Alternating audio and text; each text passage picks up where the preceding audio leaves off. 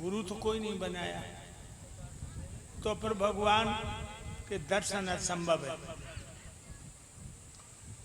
नारद से ध्रुव कहने लगे तो महाराज गुरुदीक्षा आप ही हमें दे दो।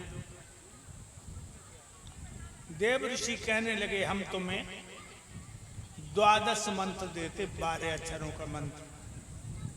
ओम नमो भगवते वासुदेवाय,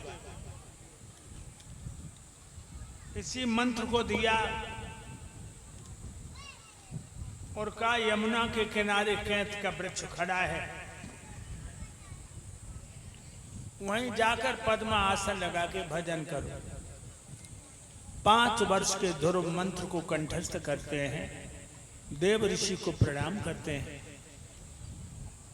भक्तों उसी कैथ के पेड़ के नीचे आ गए जो यमुना के किनारे खड़ा था, पद्मा आसन लगा के बैठ गए। 5 दिन तक एक आसन पर बैठे भजन करते रहे। 5 दिन बाद ध्रुव जी की आंखें खुली तो भूख लगी।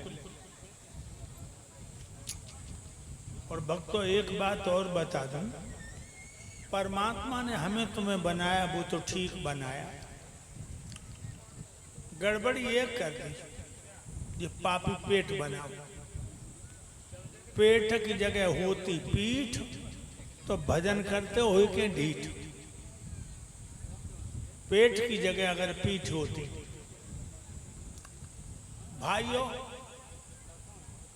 फिर आसन लगा के बैठ गए भजन करने को। 25 दिन तक बैठे रहे। 25 दिन बाद ध्रुव जी की आंखें खुली तो कैथ नहीं छुआ, कैथ के पत्ते झड़ गए। वो हथेली धर के फंकी लगाई, 2 अंजुल पानी पिया। तीसरा आसन ध्रुव जी का 3 महीने का लगा।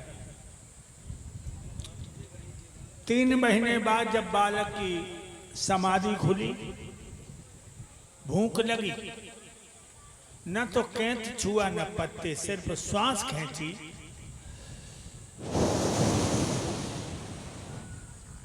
और श्वास खींच के प्राणवायु को रोक दिया। ऊर्ध्ववायु ऊपर को भुजाएं कर ली, एक पैर पर खड़ा हुआ, खिंचते खिंचते ध्रुव का अंगूठा पे खड़ा हो गया। अब तो देवराज इंद्र घबरा गया कि अगर इसने तपस्या पूरी कर ली तो ये देवताओं का राजा इंद्र बन जाएगा। नारद को पूछा कि कौन तपस्या कर रहा? देव ऋषि कहने लगे ध्रुव।